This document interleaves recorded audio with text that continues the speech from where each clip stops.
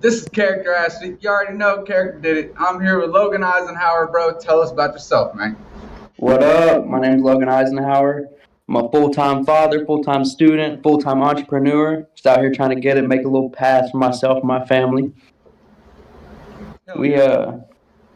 I do all kinds of stuff, man. Really, I mean, right now my biggest project, I'm really just trying to focus on. I'm trying to open a coffee shop. That's like number one dream. It's like a lame dream, right? Nah. Like most people, you aspire to great things. Like in high school, I was like, by the time I turn 18, I'm going to be a millionaire. Fuck being poor. Fuck this, went through that whole state. And then I got older and I was like, damn, I just want to relax. I want to relax a little bit. And the most relaxing place for me is a coffee shop. I want to create that kind of environment for other people to be able to come and like just find that sort of serenity and find that peace and be able to just focus and work towards our future and getting out of like this sort of machine we're in where we're all just cogs, running money up for the 1% and whatnot. And I think it's really important to give people an opportunity or a platform to kind of build their own path in their own way. So that's like right now my biggest project is easily that. But I still run Kosei Teki, like Japanese style pop culture clothing, like street clothing, shit like that. I did social media marketing for years. Got burnt out on that just because, as I'm sure you know, and our mutual friend Vianney knows, sometimes dealing with clients can be a pain in the ass, and in that little space right there. But yeah, man, I get into all kinds of shit. I try to try to learn something new every day. It's just really important to keep your brain active if you want to have like sharp mental acuity as you get older. You got to just keep learning new things, digesting new information, replacing old information with new shit in your brain, and just keep the wheels turning, man. Keep the machine oiled. It's like a similar way to talk about it. Be like, if you have a vehicle, you can't just let it sit there. You can't just let it sit there for weeks, months at a time. What's going to happen? You got to start it. It's going to crank. It's not going to turn over. It's not going to do anything. So you got to keep working. Just keep it moving every day, even if it's just like a little thing. So I just try to keep doing new shit. So the very long, extensive answer of who I am and what I do is all kinds of shit. That's essentially. I just keep it busy. How old are you? 26. 26. Where are you from? I'm from Tennessee, Northeast Tennessee. Okay, and that's still where you're at? Yeah, I don't like it here, but I did a lot of traveling. Like I would say, this is a great place if you want to retire, but I do live in the poorest area of America, like the Appalachian Mountains, specifically my area of the Appalachian Mountains. Yeah. So if you've heard of Soft White Underbelly, that whole project with that dude, that's a couple hours up the road. You know what I'm saying? Right in my area. So I think the average income around here can be less than 10,000 a year for some people. Growing up in that area, what's that been like? Fuck, man. I mean, initially I grew up in a city called Mountain City. It's literally in between a bunch of mountain ranges. It's just a little city, like in the pocket of a bunch of mountains. So that's a place it's kind of got its own timeline. Like in my childhood, they got their first McDonald's. They didn't even have fast food there in my childhood. Like they didn't have no fast food. They didn't have, dude, the biggest store in the entire town was a Food City. It wasn't even called Food City, bro. It's called Food Country. It's a knockoff of Food City. Wow. So that's like the biggest store they got in there. What the hell? And so yeah, I grew up there, but man, that place it's beautiful if you want to retire, but growing up there was terrible. I mean, there ain't shit to do but get in trouble and do drugs, honestly. I mean, realistically, luckily, thank God, I wasn't old enough to do drugs when I was living there. So I just had to deal with a bunch of racists, and I got beat up a lot just because people assumed I was not white, which is insane. To beat someone up on the assumption that they're not white. Not even, yeah, right? I got jumped all the time. Like, I don't mean to specifically, that's terrible. I mean, yeah, that's something. But then, like, you deal with that shit and you deal with adversity or whatever, and you become stronger. I learned how to operate in my own circle without having to like rely on people, because I knew at that point like figures of authority weren't going to listen to me, because I lived in a place where very small. Like, so the teachers, the police, the firefighters, fucking, the people in the position of power and community are most likely all family members. And I hate to say it, likely all inbred. Like, I lived in one of those places. It was a trip. Then I moved up to a little bit bigger of a city, the Tri Cities, in Northeast Tennessee, and that's where I'm still at today, the Tri Cities. But I've done my fair share of traveling. But this area right here, just like, dude, it just needs help. Like, we have one of the most obese cities per capita, like, in the world. Damn. Not only do we have one of the most obese cities per capita in the world, we have one of the worst areas for opiate drug addiction. Wow. Wow. Like, so all there is to do here is get fat and die on drugs. Like, it's sad, bro. You got these people that they don't, and it's so crazy. It's so oxymoronic because we're surrounded by mountains. Like, you can walk, you can get out and do shit. And these people are like, we need a 6 McDonald's. I'm like, no, not another one. Damn it. Bro, you got me laughing at things that I should not be laughing at, man. Like, so hold on. What did you do after high school? Oh, man, I didn't even finish high school. Okay, so tell me about that. So around 13, I started doing drugs and started drinking around 11, started doing drugs around 13. I figured out real quick in high school you can make money a lot easier like that. Like what drugs were you doing at 13 years old? So at 13, I just started smoking K2, essentially, because my friends had told me, oh, this is the legal, safe version of weed. You won't get in trouble, bro. Yeah, I got all fucked up with that. So that was my gateway drug. I did K2 and trip balls, and a bunch of kids in our school died off that. And I was like, okay, so if I didn't die from that, then I can do anything. I can do anything. And, I went through from 13 until 21, addicted, and right before 21, I got sober. But leading up to the high school, what we're getting at, I ended up dropping out when I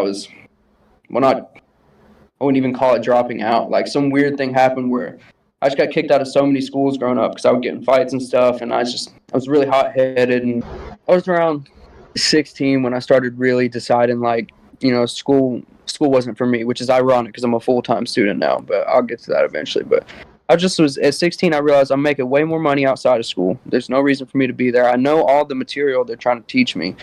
And then by the time of 16, I was already on my way out. Like, I was failing out of classes. I wasn't showing up for weeks at a time. I was laying on people's couches and getting high and shit and just, doing bad. I was not doing well. I was doing everything like that I had been warned about growing up. And I told all those people, oh, that'll never happen to me. You're crazy. That'll never. And there I was doing it. But the money was good, so I just didn't understand. Like, they just didn't want me to do this because they wanted me to work like them. They wanted me to just work my life away. That's what I kept telling myself. So I was like, I just got to you just keep flipping and flipping. You get bigger and bigger and bigger, and you do more, the transaction gets larger and the amount gets shorter each time. So you get to a point where you're like, I don't need this shit. So, I turned 17 and, I took my ACT and everything and did all those tests.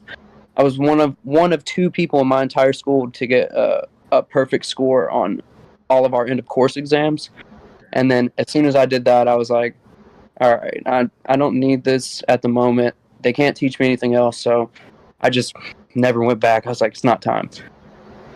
And, during that time, that's where life started. Like, I understood difficulty as a child. I dealt with some stuff as a child. We hopped from home to home, living on people's couches and shit. And it was just my mom. My mom was raising 3 of us, working full time and going to school. She worked 2 jobs and went to school and raised all 3 of us by herself. Like, she's a superhero, man. Like, but while she was doing that, I experienced hardships and trials and tribulations, however you want to paint that picture. But when I really got older and I dropped out of high school, that's where I started to just understand how bad life can get. Because I got deep into drugs. I don't even know how it happened. It happens like that. That's the crazy thing about addiction, dude. I've got addicts on both sides of my family. I got pills on my mom's side. I got alcohol and other shit on my dad's side. And one day, you're 16, you're chilling in class, you're listening to Chance the Rapper. He just came out with the 10-day EP on YouTube. You're showing all your friends. He talks about acid one time, and you're like, maybe I should try that. This is before acid rap even came out, so I was like, I'm just going to check it out and see what it's like. I woke up 5 years later, I have no other way to explain it. I woke up 5 years later, bro. It took me five years of just that one time I heard it in a chant song, and that's so crazy to me because influences come from the strangest places. Like my biggest influences in my entire life are Anthony Bourdain and then music. Just like music pretty much guided me through everything in my life because that was my rock to lean on. You know, you don't have a parent at home, you just got your siblings, and then you got music left behind by your parents. And so I would just put in the CD player, listen to like Alice in Chains and Pearl Jam and Crossfade and Avenged Sevenfold and like just really that kind of music. So from a young age, it's really introspective. I thought a lot. You know, I really like to deep dive in my own brain and kind of study that kind of shit like that. So, and the music influenced me like that intensely. I don't know how else to put it. Like I heard the name of a drug one time and I saw the poetry that came behind the drug and I was like, I got to try it. And that's the same way I ended up trying heroin because Lane Staley from Alice in Chains. You find out one of the best grunge singers of all time was doped up and all of his performance, and you're like, you know, there's something there. Like Jimi Hendrix is another one. Eric Clapton, bro. Like you can name off James Sullivan. Like the list goes on and on. It's all these great artists that were just addicted to these drugs, and I didn't understand it as a child. I just knew there was something there. What it ended up being was the something that was there was I just needed to learn how to alter my perspective. I didn't need drugs to do that. You know, no one needs drugs to do that. I don't think, you know, that's not the picture I'm trying to paint. But as a lost child with no form of like structure or authority or anything, that was how the way I could alter my perspective. I could see things through a new light and I could digest information in a new way because that's always been like one of the most important things to me. I love learning, which is crazy because I hate school. I despise school. It's a scam. It's the biggest scam ever. No doubt. I'm currently going to school right now, and I know it's a scam, and I know it's going to put me in debt. But I just love learning, man. It's just one of those things. I sit there in my free time, and I'll listen to audiobooks while I'm reading documents, and I'm just multitasking, trying to keep information going in and out of my brain like this, and it's such an interesting thing. So, what would you say to someone right now who is in an addiction and knows that they need to get out but won't admit it to themselves? Dude, that I can't say anything to them. That right there, you saying that they won't admit it to themselves, and I hate to be this guy that, you know, went through AA No, and all that. You that's facts, gotta admit it bro. first. You gotta That's accept you have a problem, dude. And that's the hardest one. And the thing about that is, like, you can try for your loved ones as hard as you did. My mom crying to me, and my mom means everything in the world to me. My mom, my little brothers, besides my son now and my fiance. Before I had my son and my fiance, there wasn't nobody in this world that meant as much to me as my mom and my brothers. Like, not even close. And they would cry to me. You know, they would be bawling their eyes out 2, 3 in the morning. Like, why are you doing this to us? Like, please stop. I didn't hear that shit. You don't hear that shit. You know, you can't. The outside source doesn't work. It's just you have to come to a place of understanding that it's really rooted in ego and narcissism. And the funny thing is, people that do a lot of drugs like to say that their ego's dead. I had ego death. I'm like, if you had ego death, you wouldn't be talking about it to people. You wouldn't be, you know, celebrating it, congratulating others. Like, look at me. I don't have an ego anymore. I'm so awesome. Look what I did. That's like, you're very, very oxymoronic. facts, though. Facts, bro. So, you got sober at 21? Right, yeah, right before my 21st birthday. Let me clarify to everyone listening. Sober means I don't do hard drugs. I'm drinking right now. I have a beer on the weekends, and I smoke weed. That's, Hey, you bro, know, if you got it under control, yeah. Which is respect to the it. alcohol is the craziest one because when I first got with my fiance, right after I quit doing drugs, a little bit after a couple years, Hold on, I'm hold on. Before you get into that, because that's what I wanted to get into next. How long have you been together with your fiance? oof, 4 years as of 2-3 weeks ago. All right. So you all met in 2019. Yeah, 2019. That's Tell actually tell crazy, me man. how you all I got met and so what was the situation. I Yeah, was that's what I'm trying to get to. Exactly what you're thinking about right now. That's what I want to get to. yeah, I got sober in 2016. Yes, 2016, because this will be my 7th year of sobriety. Yeah, so no, I was 20. I was 20 actually. It's crazy how time does that to you. Now, um, full disclosure, I had one slip up in those 7 years. I had Okay. one moment of weakness.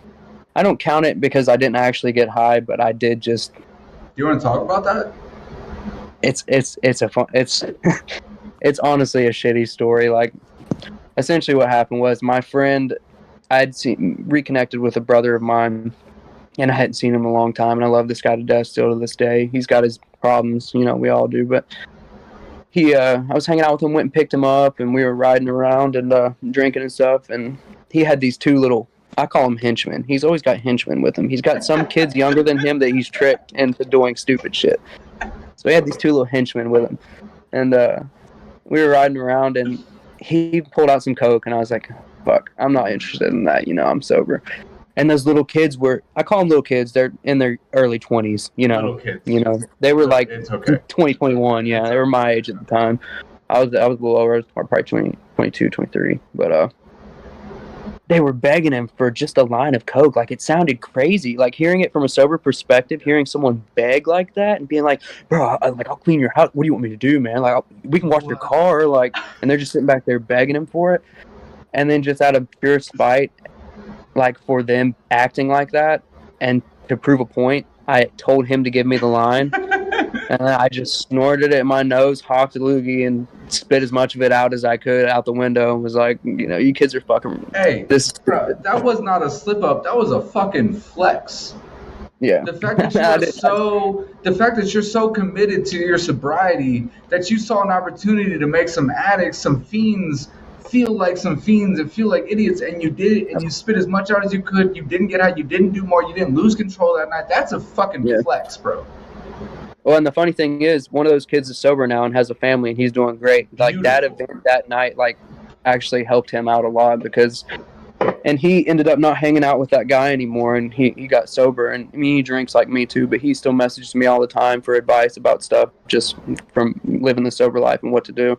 I Bro. know that I'm going to piss a lot of people off by saying living the sober life because they're like, you're drinking alcohol and weed. Nah, man, But to living me, the like, controlled life.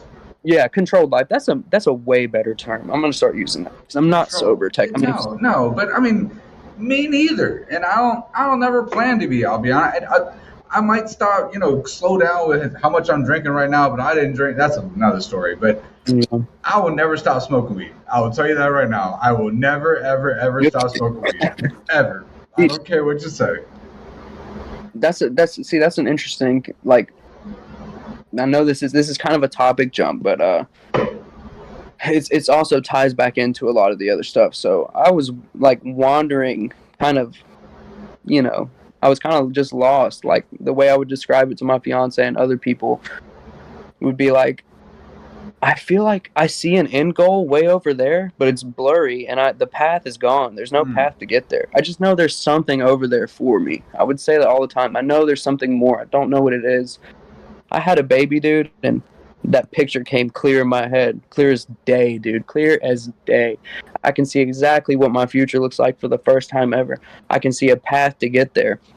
And what led to that was having those years of being strung out and just wandering around lost, and then finally finding a place where I'm unconditionally loved, and like, there's stability here, and I can express my emotions without like worrying about some sort of negative recourse. It's just a much better environment. And one of the terms I heard recently is, it's starting to make sense why it cleared up to me. It's a Japanese term. It's called ikigai.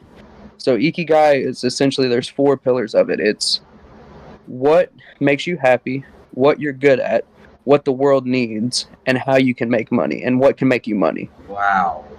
And so you find the median of those 4 things: what makes you happy, what you're good at, what the world needs, and what can make you money.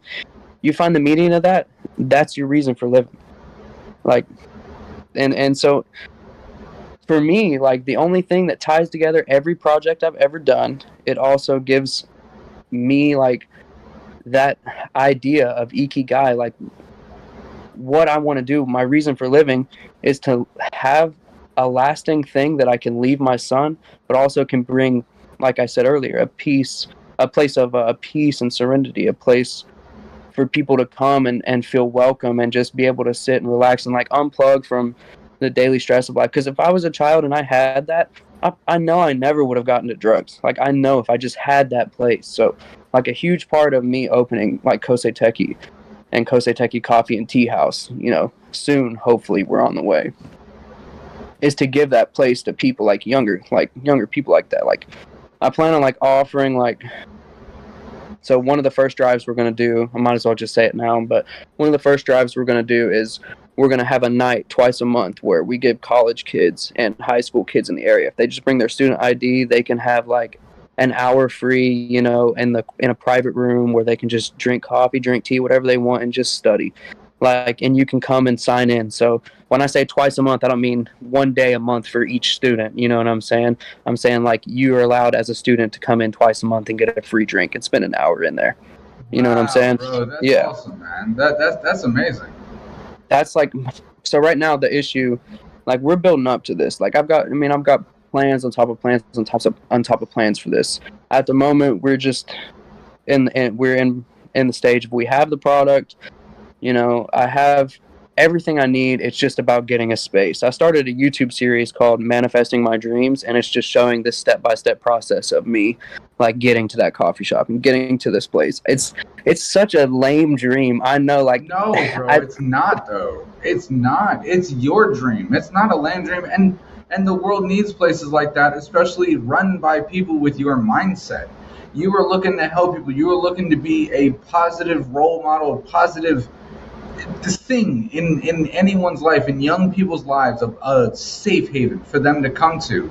There is That's nothing lame about that, bro. Don't step on that, bro.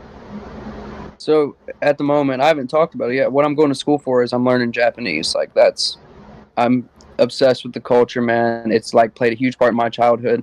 I wouldn't be the person I am today without anime, the most weeb thing I could possibly say on the internet, but it's facts. Like most of my moral compass was painted by anime characters because I didn't have like the strong parental figure besides my mom, and my mom is just like I can't be like her. There's no way I could be that person that works 3 jobs or 2 jobs and raises 3 kids and goes to school. Like right now, I'm raising 1 kid, going to school full time, running a business, and working full time, and I'm done, bro. Yeah, I feel I'm you. tired. So like everyone's got their own strengths and stuff like that, and I just want to. It was super important to me growing up to make like a lasting change on the planet. Like the name Eisenhower to me holds a lot of power. Like yeah, Dwight D. Eisenhower was a warmonger and whatever, but he made a fucking change in the world that people remembered forever. That's so important to me to do that, to continue that tradition. Like even if it's only a handful of people close to me's world that I changed, like changing a world and having that like told and told and told, and for my son to have that to look up to, like having a good just a good paternal figure like that is so important for me to give that to him. Just I never had that. You know, I wasn't one of those kids that could go to school and be like, look how awesome my dad is at this or that, you know. But to be able to give that to him, he's going to be going to school like, my dad's a black belt in jiu-jitsu, my dad's fluent in Japanese, he opened a coffee shop and he's changing this community. Like I want to be that guy for him. So I paint this picture in my mind, and every day I take one step and get closer to that picture. It's like essentially it was a black canvas at first, and every day I'm just chipping away at the black paint, and that picture is just becoming more and more visible. I'm very hands talky, if you Oh, can't me tell. too, bro. I try to honestly. I keep my hands like this during the interview, so I'm not like this. Yeah, I But can't help it. no, it's fine, man. Be natural, be comfortable. But for real, tell me about how your fiance has played a role in this whole journey. So I'm definitely a more in the clouds kind of person, floating through life. Just, you know, I'm not very tethered. She tethers me. She is very like down to earth. What can I measure right now with my eyes? What can I do today? Like she's the opposite of me in every way, and she has single-handedly changed my life for the better. Like without her, I couldn't have done any.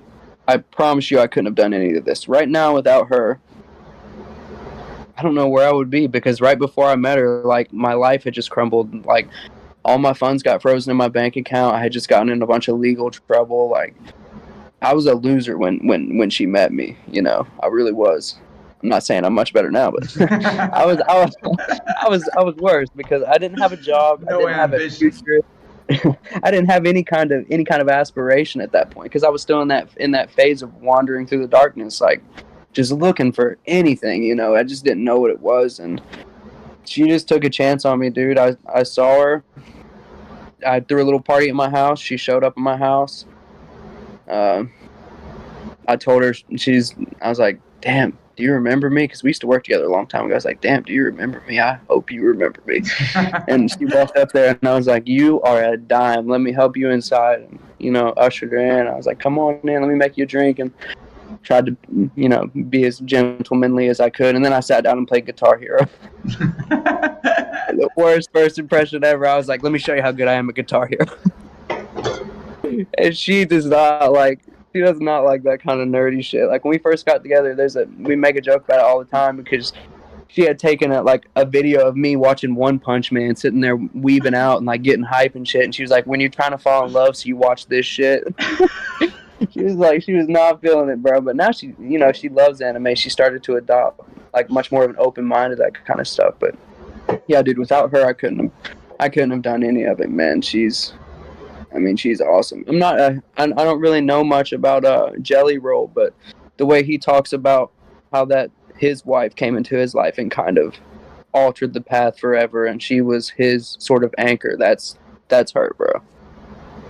You know, like any couple, we have our spit, you know, our little arguments. They never get too bad, but dude, without her, none of it would have happened. I mean, I would still be doing some crazy shit. Who knows?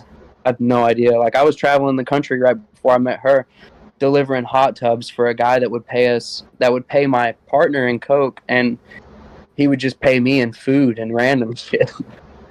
Was going around the country. What? And during that same time, I was doing live business seminars through Zoom meetings, telling people how to make social media presences. That was when I was really into social media marketing. So we would blow every single penny we have, staying in 5-star hotels, 4-star hotels, to try to paint this image of like, right. You know how the social media guys do it. Yeah. I was like, this is the key here. That's not the key. Everybody listening, that's not the key. That's not the key. You want everyone to think you're fucking poor as shit, and then actually make money. They gotta be part of the journey of getting you to those hotels. Facts. And well, even then, oh, my cord came up here, my webcam cord. Even then, like during that time, we were buying all that shit and doing all that shit, and I still, like, it wasn't fulfilling, you know? That's the thing.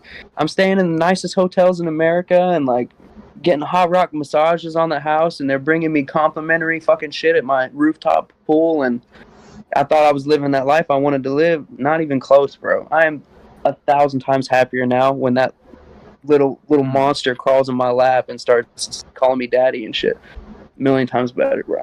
I would never touch another drug again a day in my life now, just because I don't want to shame him.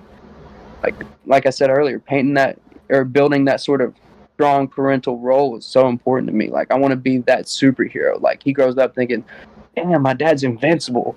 Like, that, you know, there ain't nothing penetrating that man. He's made of steel. I think that's important. I don't know how guys could be deadbeats, man. Blows my mind. I feel you, bro. I feel you. And that could spark a whole other conversation, but we're just gonna what and I feel like you just told me about a lot of these. But what are the biggest accomplishments that you've achieved in your life?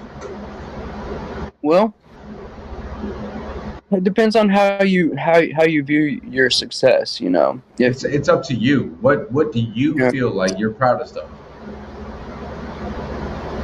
Honestly, being a good dad, number one. Like, I know that I've tried my absolute fucking hardest to be a good dad for that kid.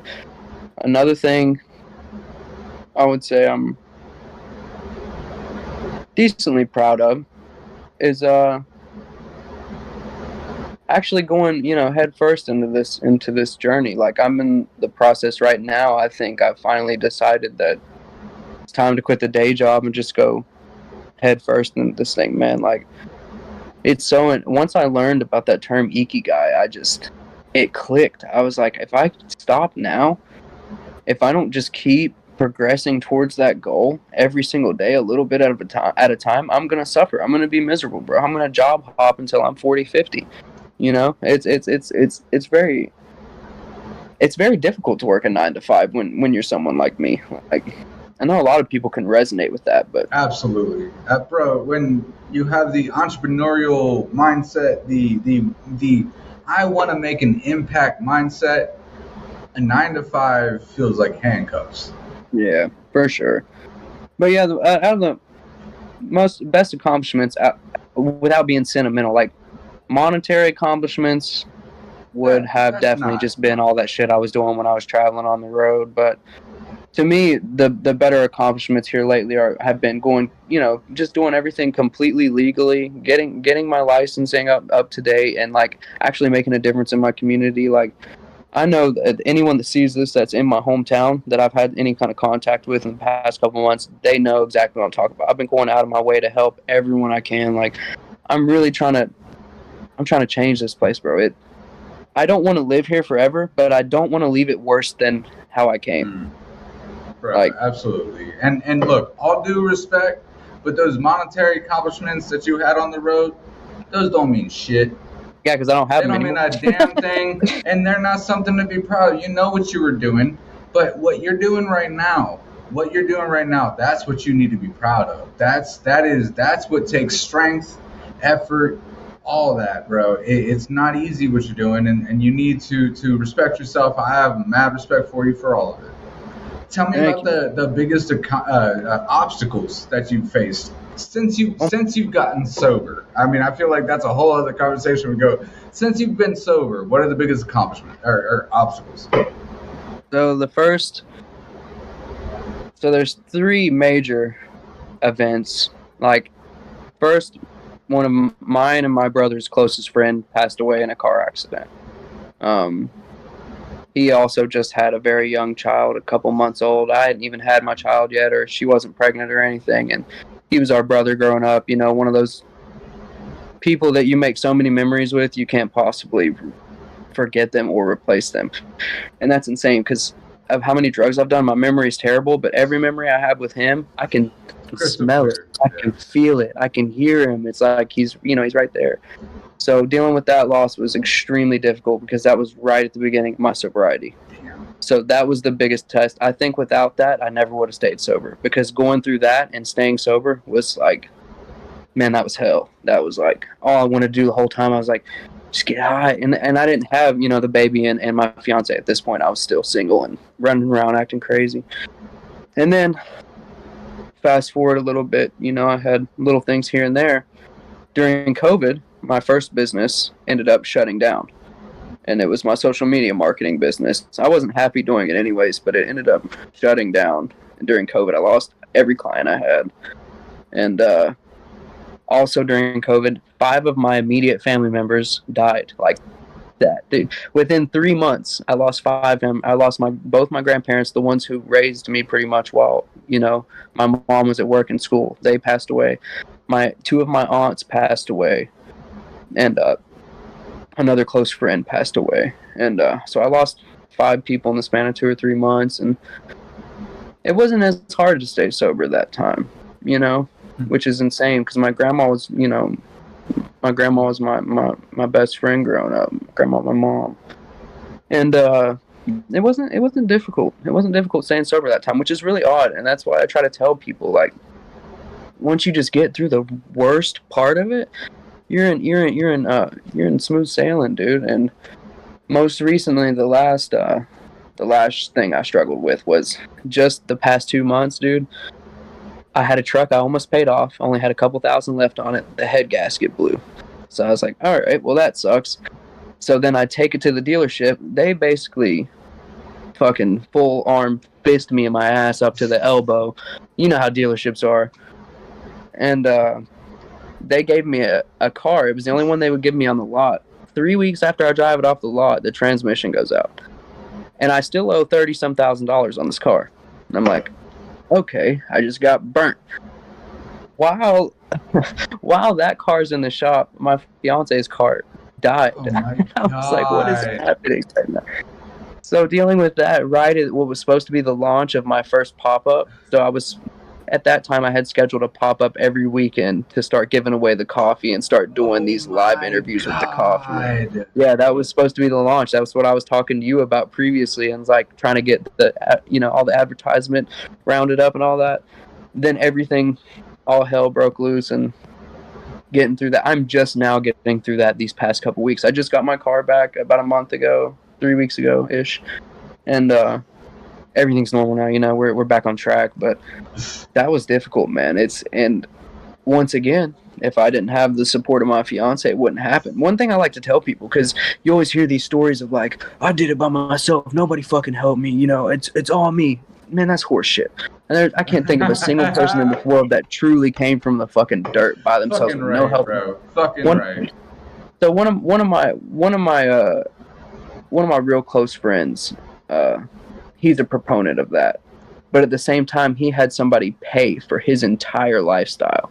So he's about to open his 4th brick and mortar, and to pay for the first one, he stole his dad's credit card and ran a $40,000 charge on it. And he's one of those people. Pardon? He's making money now. It worked. Oh, dude, he's about to open his 4th store. You do what you gotta do, you know. But my qualm with it is that he's like, I did it by myself. Nobody fucking helped me. Nah, you don't say that. Bro, he's not based out of Tennessee though. He lives in Michigan, but even still, dude, I'm like, bro, you can't be one of those people that say I did it by myself but that's back to my point. I like to tell people, I don't know a single person in my immediate life that has actually made it to a level of success without somebody else opening the door for them slightly. Every millionaire I know personally had a mentor or somebody else that could guide them along the process. Yeah. So one of the most important things would be to find a mentor in your field. Like if you want to go into a field, first of all, you need to study the fuck out of it until you're sick of it, because that's when you'll find out if you love it or not. Once you're sick and you're like, dude, I'm not making money, why am I doing this? And then if your why is because I love it, you'll keep going. That's how you find your shit. That Ikigai, I'm telling you all, if you all haven't looked into that, look into Ikigai. That's a very, very. How do you search that? So there's actually a book I read called Ikigai: Art of Living. I cannot remember the name of the author for the life of me. How do you spell Ikigai? So it's Ikigai, I believe. I would have gotten that so wrong. I would have gotten that so wrong. Japanese is a weird language. I really enjoy learning it though. It's a challenge, dude. You come from learning a Latin-based English language. Like you can pick up Spanish and French and things like that pretty easily if you know English, because the sentences are structured similarly and they're based off the same base language, Latin. It's all based on Latin, so those are easy to pick up. But Japanese is different. Instead of subject verb object, SVO is like our language, English, but Japanese is subject object verb, so the verb's at the end of the sentence. Right. It's always so weird. So that's, you know how Yoda speaks, like, to the market he went, you know. Yeah. So that's Japanese. That's how you structure your Japanese sentence. So all right, that's a good way to start it. Yeah. Okay. It's a very, very interesting language. But like I said, I've thoroughly enjoyed learning it. I'm still learning. I don't know nearly enough, but hopefully one day I'll be able to just turn the subtitles off. Hell yeah, bro. That'll be like a moment of success for you, man. Facts. What does success in life look like to you? Oh yeah, dude, that's back to that Ikigai, baby. I already know. I can see my life perfectly, man. I got a fucking coffee shop. And this is my exact goal. I have a coffee and tea house. Running from that coffee and tea house will be 3 food trucks that run to different areas to do festivals. And I'll pay those crews like out the yin yang. I want to pay these guys enough to make a great living, dude. Run 3 different food trucks, run at all times, running my product out. And while I'm sitting in that coffee shop, I'm changing people's lives. I'm doing interviews like you and I are doing right now, some little coffee shop talk. You know, I'm helping people, the next generation that's coming up. I'm giving them this place to love on. I've got my content creation room right there in the coffee shop with it. I got my son in there learning all this stuff with me, showing him the ropes. You know, I can see it all so very clearly, and it's just it's something that you just got to continuously work for. I mean, success is it's a very, very interesting term, but it's one of those terms that is very perspective based. It's very objective. Like every person's meaning of success is different. Mine is a very tenured version. I want to have financial freedom. I want to have a family that's happy and taken care of, and I want to make a difference in my community. Pretty tame stuff. But if you're one of those people that's like, I want to fucking dominate the world, go for it, baby. That's the kind of shit we like. Get on your Scarface hustle, Brad. That's right, man. I used to be that guy. It's just not fair. No, I mean, look, I don't want to take over the world, but I want to change the world. You know what I mean? Like, I agree. Impact. That's all you can hope for. I think that's the best thing you can hope for as a person, is an impact on the world. Yeah, most definitely. I think my meaning of the world has just, or my scope of the world has just changed since I had a kid. So, like, I started to realize that world is once again a very perspective-based thing. Like, my son is my world, as cliche as it is. My world has went whoop. Used to anxiety, panic, things creeped in all the time. I was so worried about the end goal. The big picture scared the fuck out of me. Having a child took the big picture and made it to where I could look at it like this, and I could see the shape just of the a picture. Child, bro. Yeah, and it's such a beautiful thing, man. No I hate to keep harping on it. I don't like to be that guy, because I know when I try to hang out with my friends and talk to them, and they just want to sit there and be like, look at this stick figure my 7-year-old drew. I'll look at it and I'll be like, yeah. But I also understand as a person now, like, what that means to them. Before, I'd be like, dude, cool, your daughter sucks at drawing. This is shit. And then I had a child, and he'll scribble on a piece of paper, and it's literally 3 lines, and I'm like, oh my god, bro, look at this. Like, yeah, I'm like wanting to cry and stuff.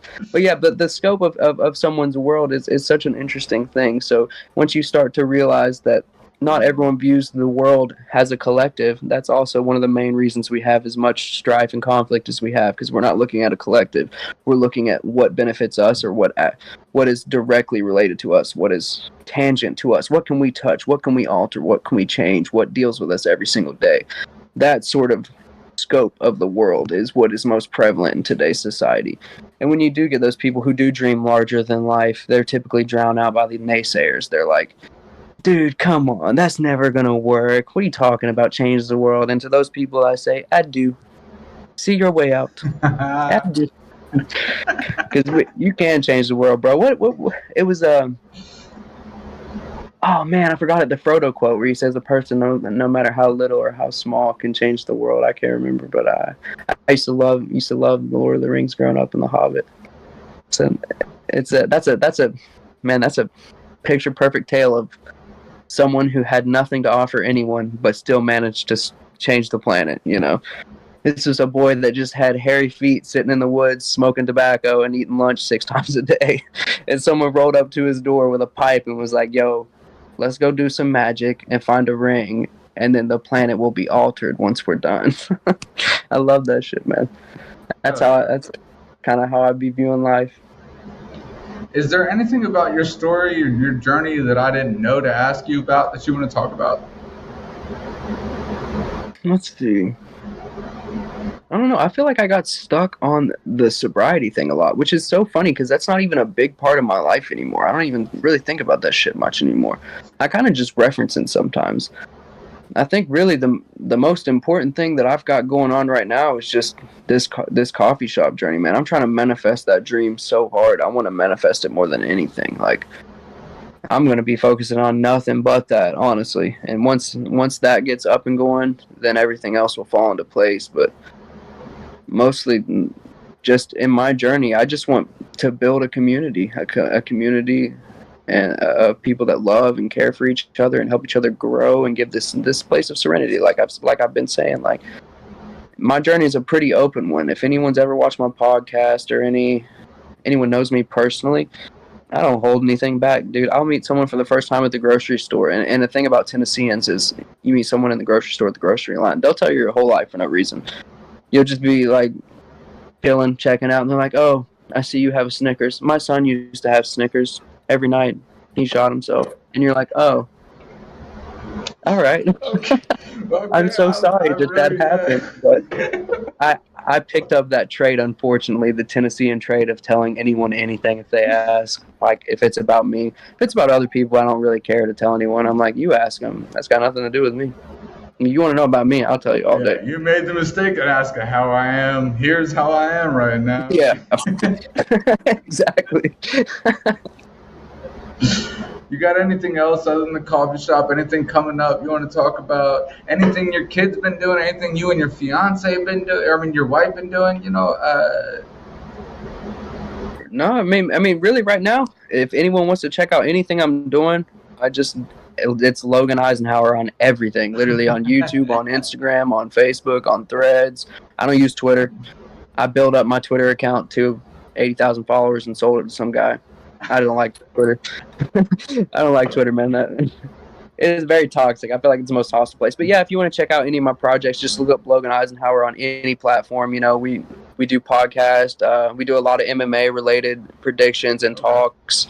I'll be posting it's essentially, I have a video on there that explains it, but it's essentially like a diary for when my son gets older, for him to look back on my life and see what kind of person I was when he was too young to remember me. Damn. And then look at the memories we've made together as we get older. That's the point of the whole channel. The content really isn't, I mean, I'm excited to take everyone on the coffee journey, but it's more so for me and my son. But if you guys are interested in seeing anything like that, like I said, I do skateboarding, MMA, podcast.